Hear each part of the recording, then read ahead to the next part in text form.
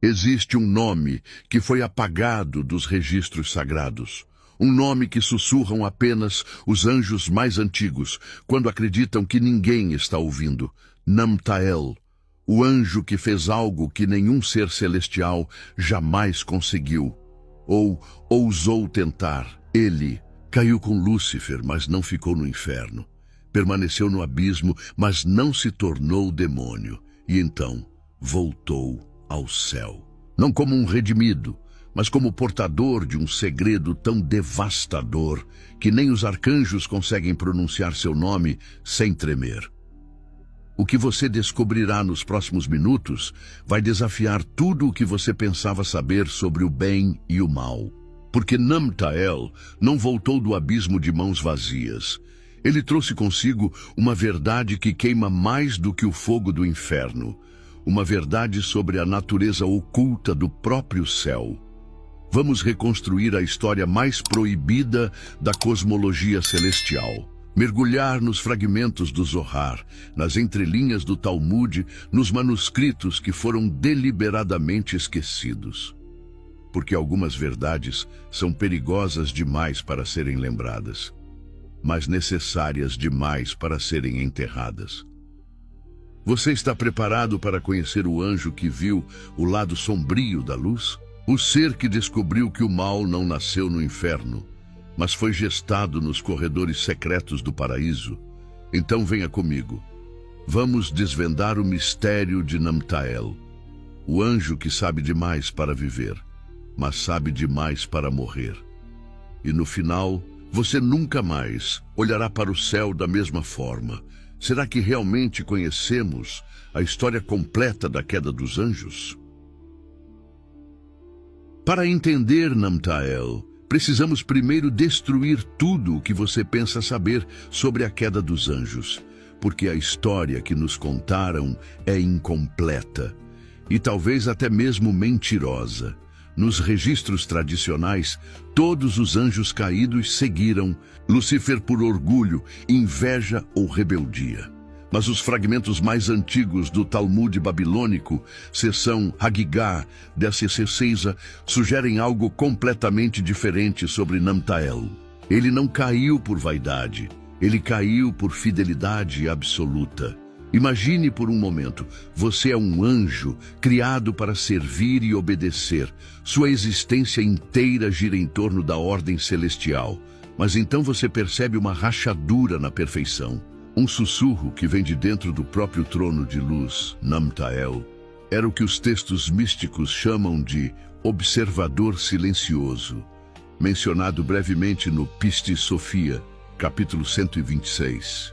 Enquanto outros anjos cantavam hosanas, ele observava, e o que ele viu o transformou para sempre.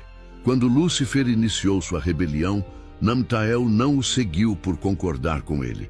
Ele o seguiu porque acreditava que Lúcifer havia visto a mesma coisa que ele, que o portador da luz não era um rebelde, mas um revelador de algo que todos fingiam não ver. Mas aqui está o primeiro grande mistério.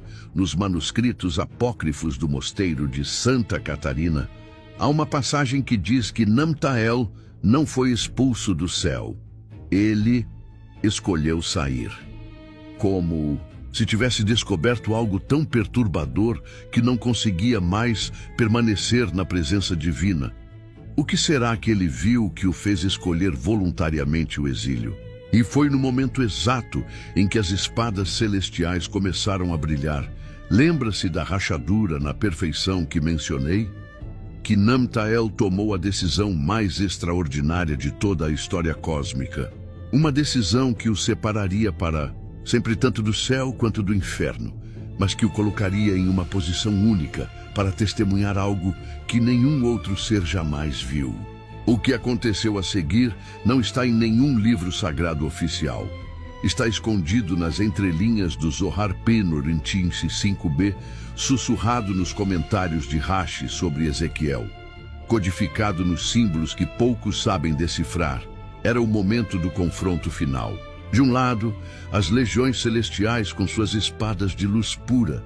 Do outro, Lúcifer e seus seguidores, já começando a se transformar pela própria rebeldia.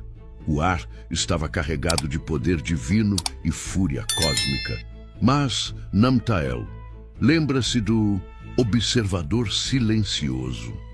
Estava vendo algo que ninguém mais percebia. Enquanto todos focavam na batalha épica entre luz e trevas, ele enxergou um terceiro elemento, algo que não deveria existir.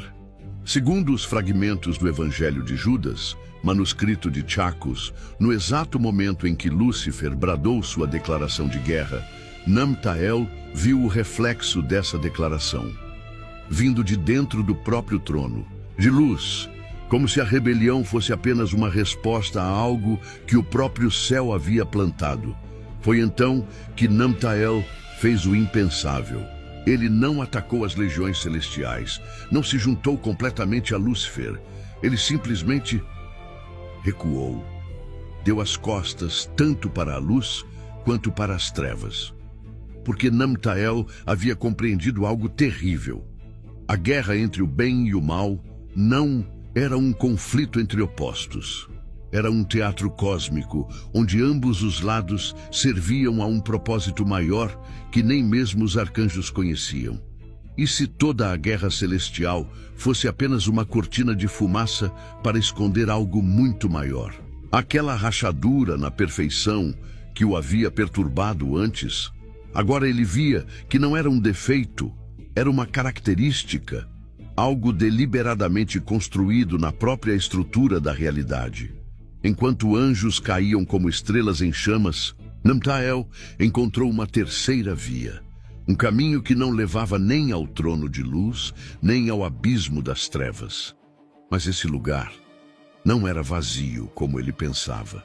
Havia algo esperando por ele lá, desde o início dos tempos.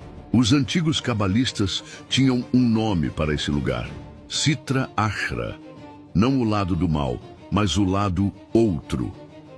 Um espaço que existe nas bordas da realidade, mencionado no Sefer Yetzirah e detalhado nos escritos secretos de Isaac Luria, onde as leis celestiais não se aplicam. Namtael chegou ali esperando encontrar o vazio. Em vez disso, encontrou algo muito mais perturbador: silêncio absoluto. Não o silêncio da ausência, mas o silêncio da espera. Como se toda a criação estivesse prendendo a respiração. Imagine você mesmo nesse lugar, sem a presença constante de Deus, mas também sem a sedução das trevas. Apenas você e a verdade nua, que não precisa mais ser filtrada por dogmas ou hierarquias celestiais. Segundo os textos de Pseudo Dionísio, especificamente na hierarquia celestial, foi ali que Namtael começou a compreender a verdadeira natureza da realidade. Ele percebeu que o que chamamos de bem e mal são apenas faces da mesma moeda cósmica. Durante eras incontáveis, Namtael permaneceu nesse entrelugar. E foi ali que ele fez a descoberta mais chocante. Não estava sozinho, nunca esteve. O lugar entre os reinos não era um refúgio. Era uma prisão para seres que haviam visto demais. Quantos outros anjos podem ter escolhido esse caminho antes dele? Lembra-se do teatro cósmico que mencionei? Agora, de sua nova perspectiva, Namtael via como a guerra entre luz e trevas continuava, mas ele entendia finalmente as regras verdadeiras do jogo. Nas sombras desse espaço neutro, Namtael começou a perceber presenças antigas, seres que haviam questionado a ordem divina muito antes de Lúcifer. Entidades silenciosamente removidas da narrativa oficial porque suas perguntas eram perigosas demais.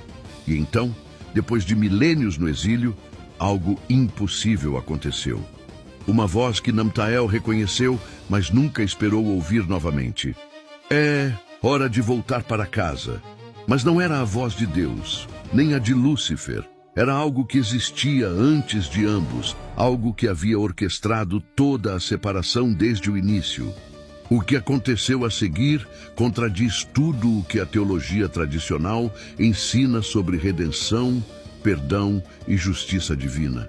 Porque Namtael não voltou como um penitente. Ele voltou como um portador de